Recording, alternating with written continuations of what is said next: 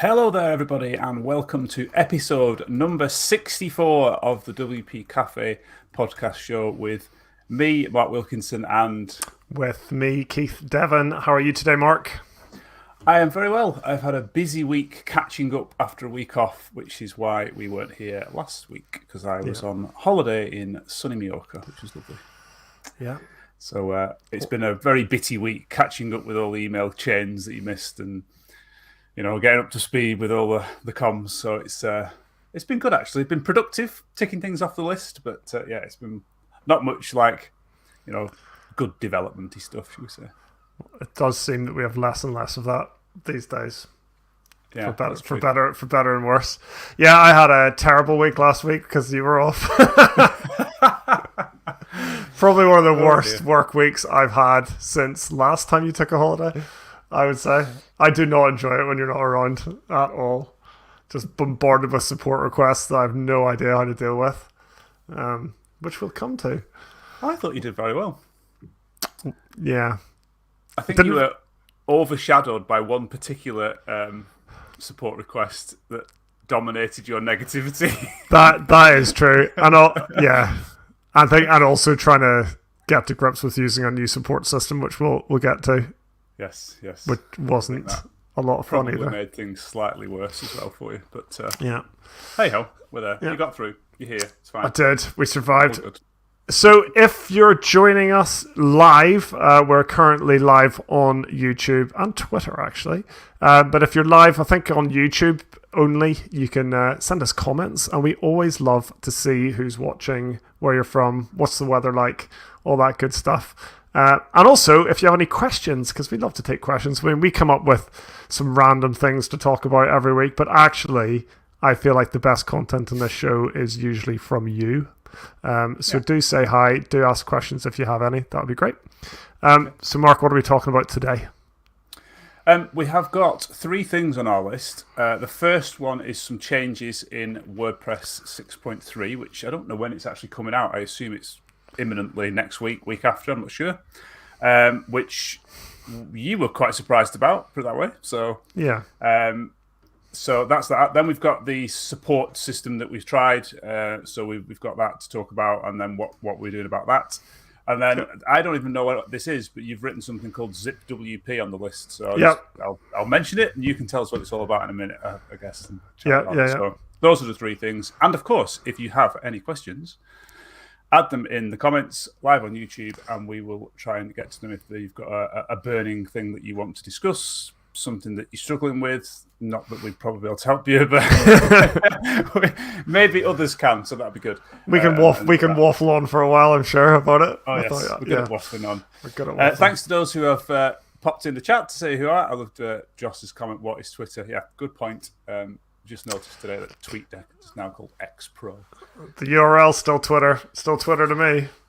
Anyway. That's a good point. Yeah. I'm sure that'll change in time. There you go. Yeah. Wonder how much the x.com domain name cost, and who owned it, and if they he owned it, didn't he? Did he already own it? I think he already owned it, didn't he? There you go. That's fine then. Yeah, pretty good domain name to be fair. Did you see? I think you did see that one of our own WordPressers owned the original @x Twitter handle. So I saw that, yes. Yeah, that's quite cool. So John Blackburn obviously got onto the Twitter bandwagon very, very early, and he said he owned a bunch of handles early on, and one of them was X.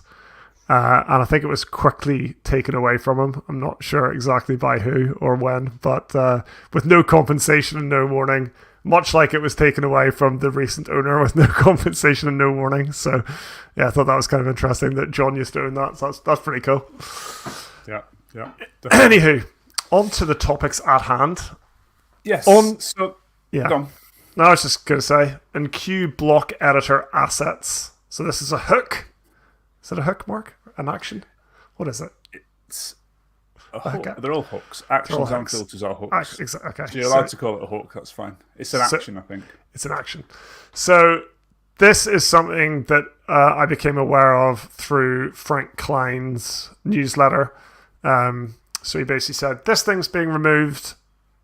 this hook is being removed. If you're using it to enqueue assets in the block editor, they may no longer work because the block editor is now going to be in an iframe like the site editor screens currently are. And the reason for this is so that WordPress admin styles don't affect the site editor or block editor styling, and kind of vice versa. So it's kind of like self-contains your site within the WordPress dashboard. So styles and scripts and things are just applied within the iframe, which makes loads and loads of sense to me. There is a caveat to that, being that if you're running a block with an API version of less than 3, then it won't be loaded in iframe. And I assume all the core blocks will be changed to version 3.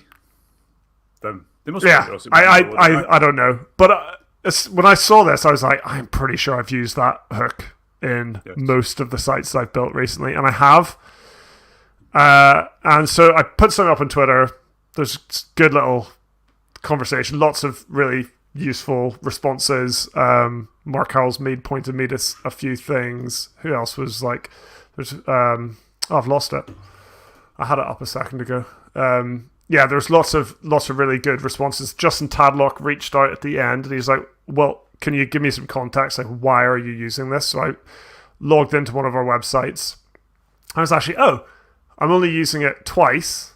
Once is to load our editor.js file, which has our custom block styles. So if I want to add a custom list style or a custom paragraph style, heading style, I do it in there. So we use it for that. I'm not sure if that'll still work or not. But I also use it for one CSS file. And that file is for what I call editor colors. And the reason I think I've done this, I looked at that editor colors file, and it has a bunch of custom properties on the body element. And I think the reason I've done that is because for some reason I had to use the body element for this. Okay. And whenever you enqueue style sheets the normal way in WordPress, they all get, when they're loaded in the editor, they all get prefixed with an element that is nested within the body element. So I can't write body styles within my custom theme CSS the normal way. So if I want to write attribute a style to the body element, I had to do it. I didn't have to do it this way, but this was the way that I found that I could load a style sheet in the editor without that kind of prefixing happening. Okay. So that's why I've used it, just for context. So it's not like, I mean, it's kind of mission critical. Like that has to work on these sites, but there's probably another way around it. So I think that there's another hook that we can use, just called enqueue block assets, enqueue editor, or enqueue editor assets. It's either the block or the editor bits removed. Oh my god, which one is it? I need to find this Twitter thread because it's all in there. I think it's the block bit that's remaining, but for me it makes more sense to be just enqueue editor assets. Let me find it. It's the editor, not the blocks, isn't it? It's the whole editor that we're talking about. Yeah. So Frank said he's one of the people that replied to my tweet. He said yes, enqueue block assets is the hook to use. So I need to try that. So because I need to make sure that will not prefix my CSS. Yeah. So why have they not deprecated that? Why are they just getting rid of it? Usually that happens, doesn't it? You get a function or a hook that gets deprecated, and then you'll get a warning with debug log if you're using it that says I'm not deprecated. Sure. Yeah, I'm not sure. They don't normally do that, WordPress, like just get rid of a function.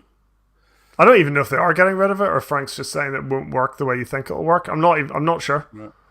Okay.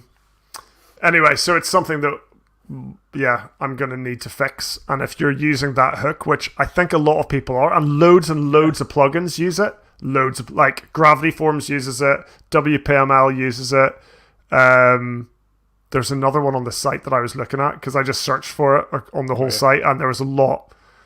There's a lot of change. Yeah, so it's something to look out for. If you've used it in your sites that you've built or your plugins or themes or whatever, just have a look. I posted this on the screen earlier, but this is useful. So this is coming in 6.3, which Elliot Richmond kindly has told us is out on August the 8th. So 4 days time. 4 days time. Is that Monday?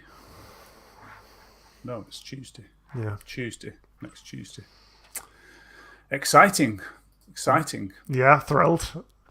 I don't really know what's in 6.3, I've got to confess. I'm sure there's some other things. Did we do an episode on that? Or was that 6.2? I can't remember. But I must admit, I can't remember anything, so it obviously isn't that thrilling. But no. I'm sure there's some... the thing that I was excited about, synced patterns, I think, was bumped. Yes. There are bits and pieces. I did watch Rich Tabor and was it Anne McCarthy did it with him? I can't remember. Did their demo of it, and it was okay. I saw something recently, like Brian Gardner tweeted something recently. He was like, "Oh, amazing that you're going to be able to do this thing now." Do you know what it was?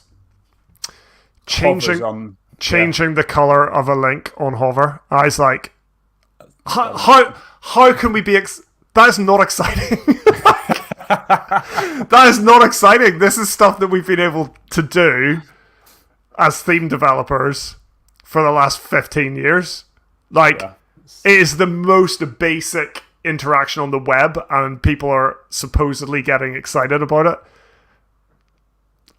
Well, they can get excited about what they want to. I don't know. I do. Yeah.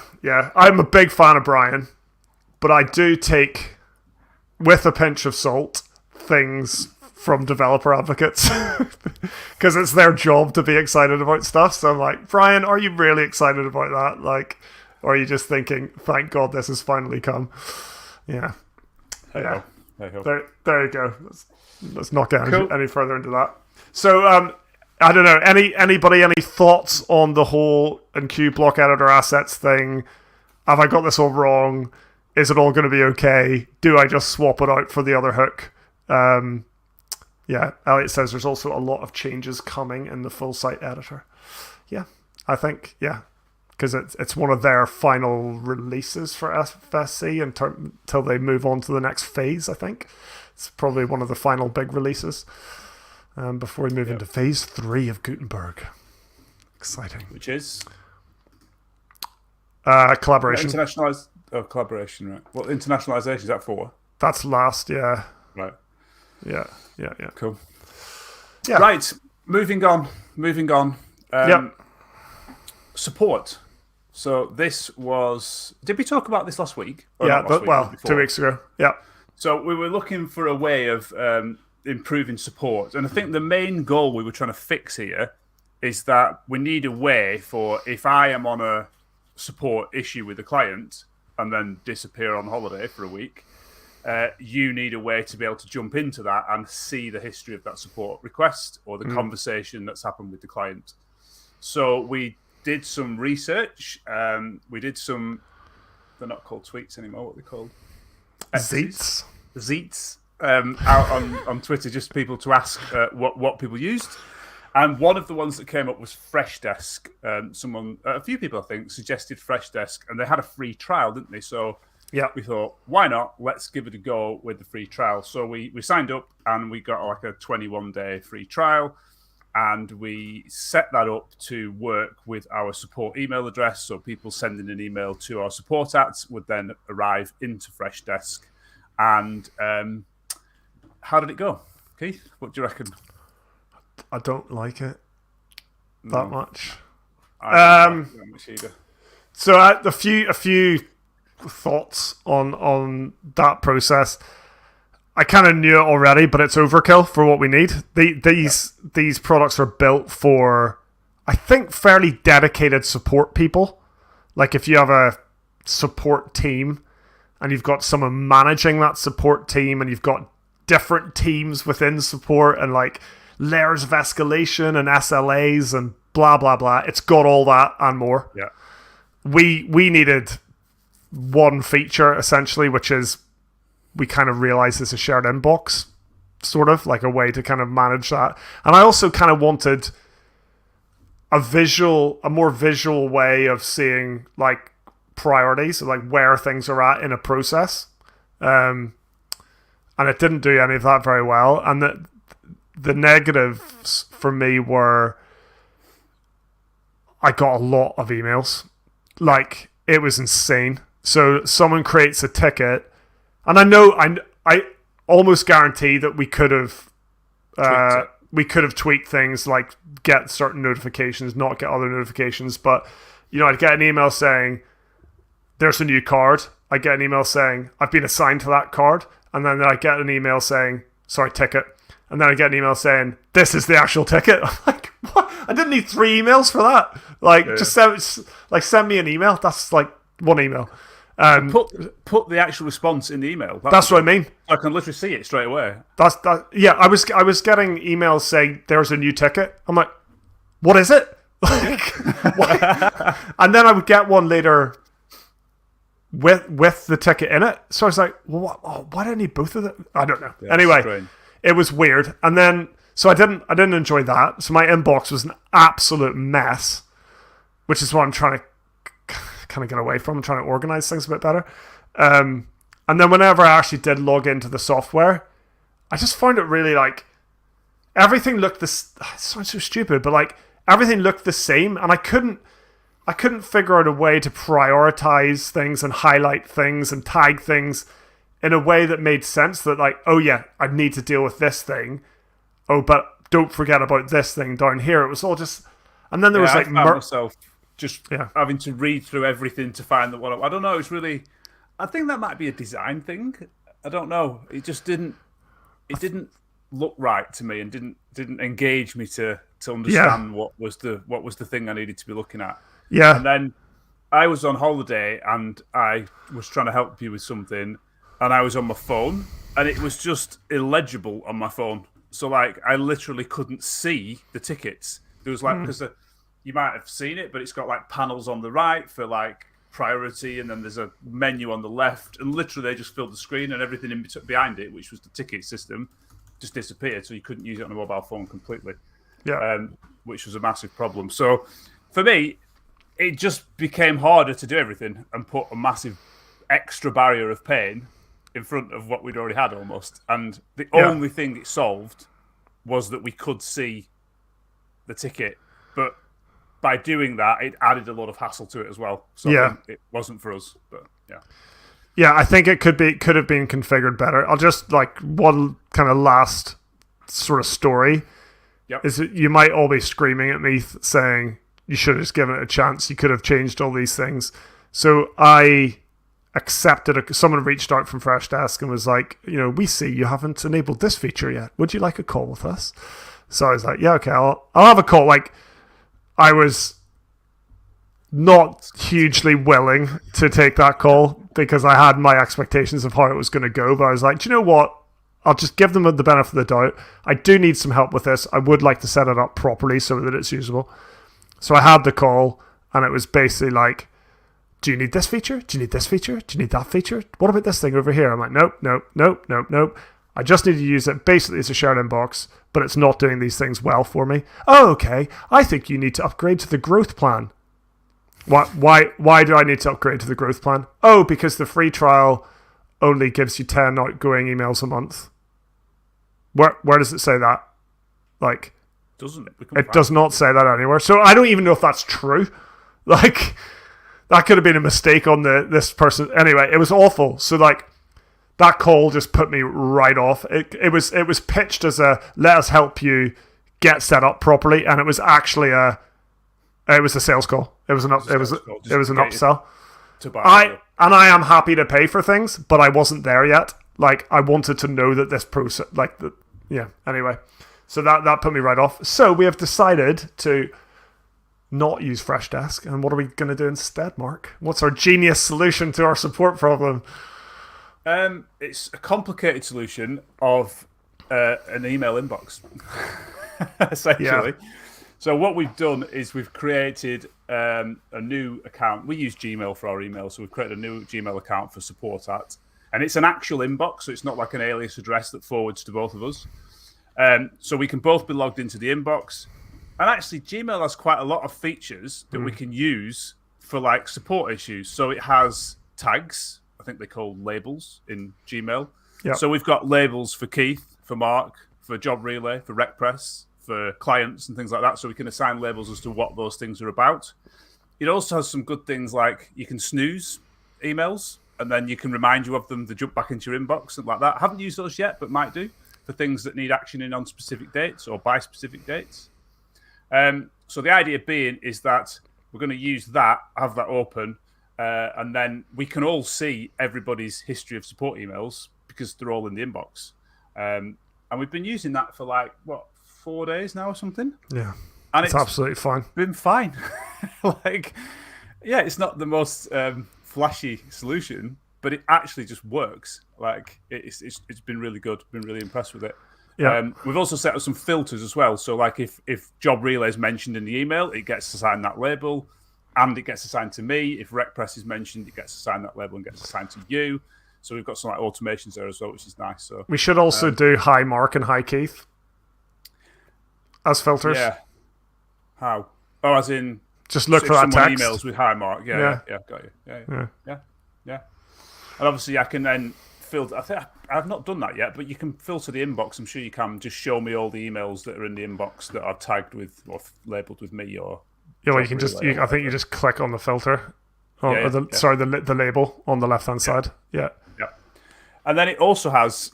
We can also actually start storing client details in there in the contacts, and they allow you to add notes and custom fields. So we could potentially start using it to store information about who the client is, what they've done, etc. Not sure, but yeah, that was our solution.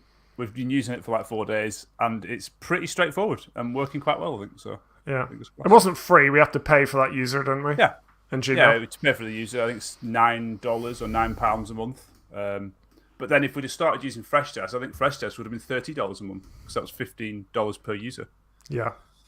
So I mean, you could have used one user, I suppose, but yeah, still more expensive. So yeah. Couple of questions on this.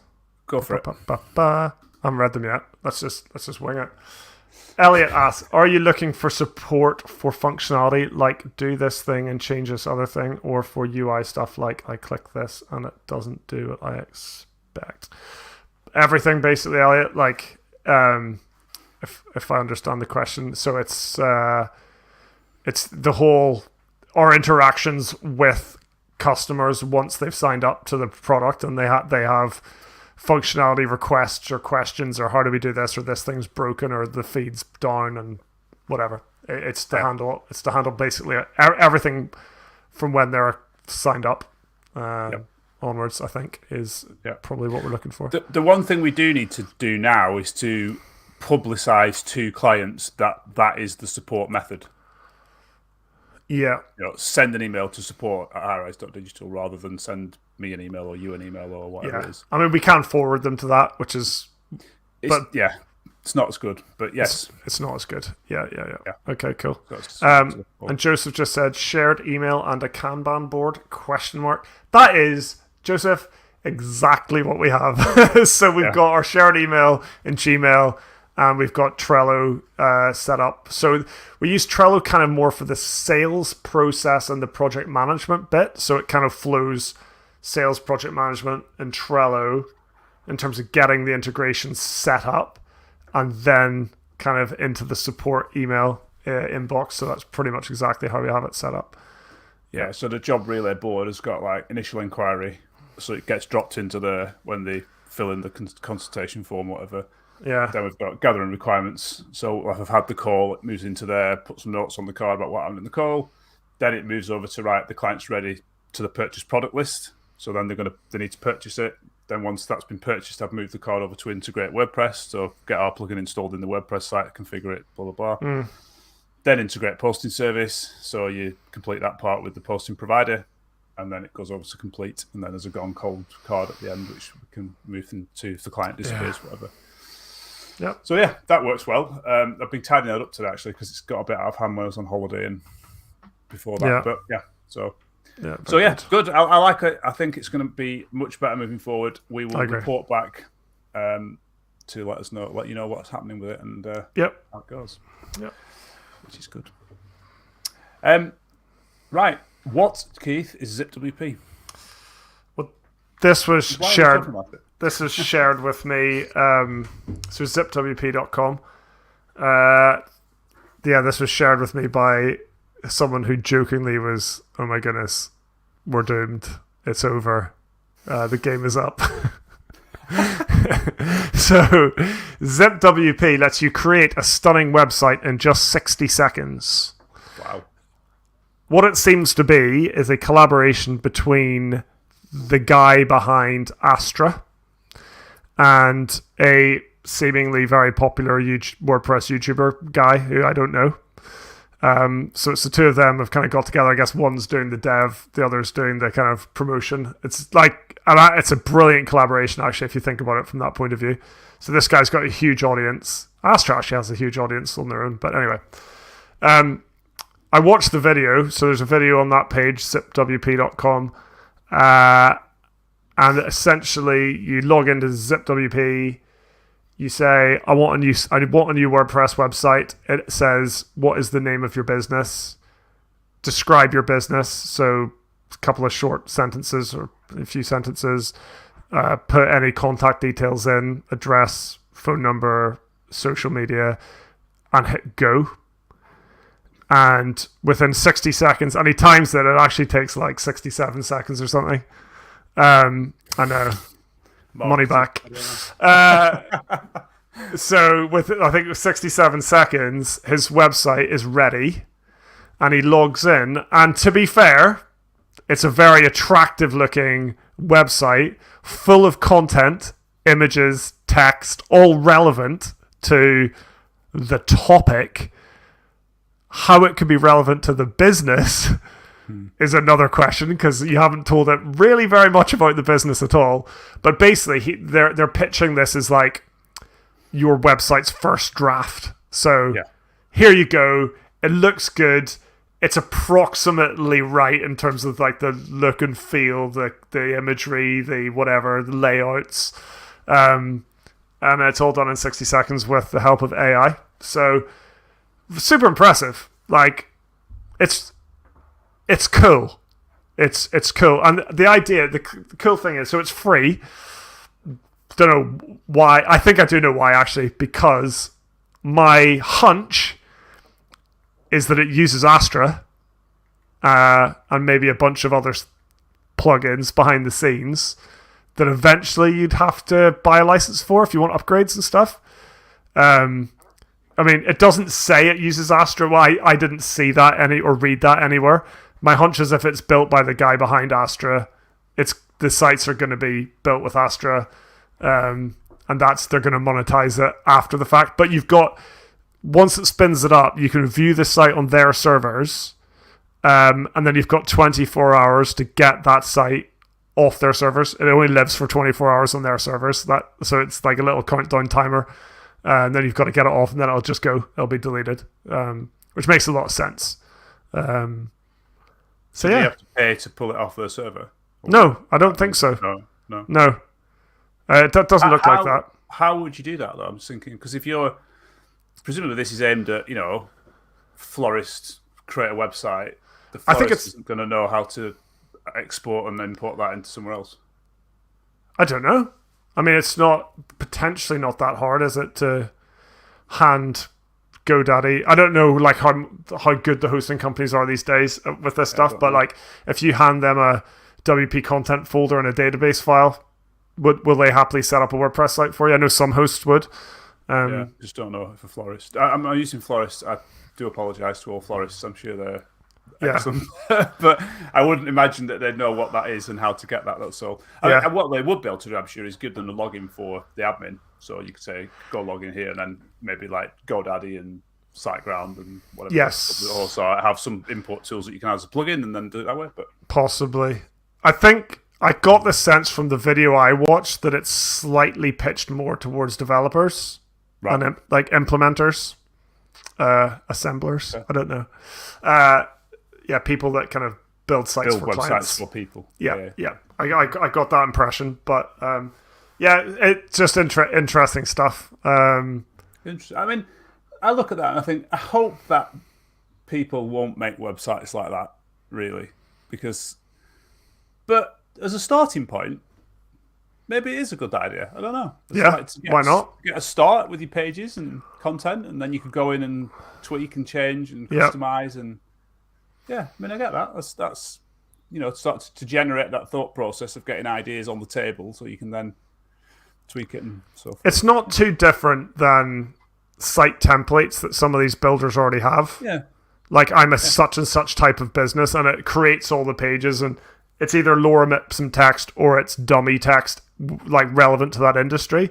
The AI piece is that it's like it's creating the text based on the prompt that you've given it, so it gets you potentially a little bit further down the line, but you'd still have to come in and like change all that.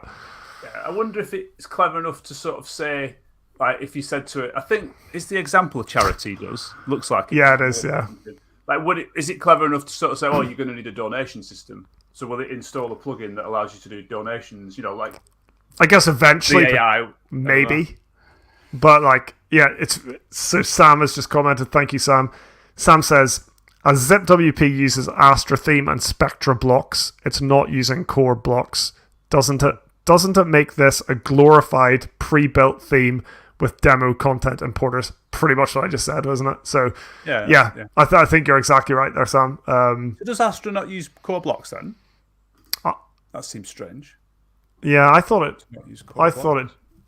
No, I wouldn't know, but we're dealing with it on one site at the minute, which I haven't loved, but there you go. Anyway, it's just thought that was just like one of those interesting little innovations. Apparently, there's loads of people signed up to it already. Who knows if that's true? It's kind of on a wait list kind of thing at the minute, but be interesting to play with it. See what it can do. Definitely, have a look. Yeah. Any other questions before we wrap up today? We can go through some if you have any. Otherwise, we can wrap it up. Yeah. We should be back next week, I think. Let me check the calendar. Yeah. Ooh, no, I think you're off, Keith. Holidays incoming, so I may or may not be here next week. Yeah. In fact, it looks like the next 3 weeks we might not be around. Yeah. Might be able to squeeze one in somewhere else. We'll see. Yeah. So watch we'll this space. See. We'll see. Yeah, we'll see. Keep an eye on the Twitter handle, or obviously on mine and Keith's Twitters as well, which is on the screen, so that you can check whether we've got any episodes coming out. Or even better, if you're subscribed to the High Rise Digital channel and you have clicked the notification bell, you should get notified instead. So please do that. A like is always good. It helps us out. It's just really good. And thank you very much for listening. If you're listening on the podcast, thanks for watching. If you're watching on Twitter or on YouTube. And as always, thanks so much for your comments and your questions. Yeah. Until next time, whenever that may be, we'll see you all soon. Thanks a lot. See you soon. Enjoy the rest of your day. Bye-bye.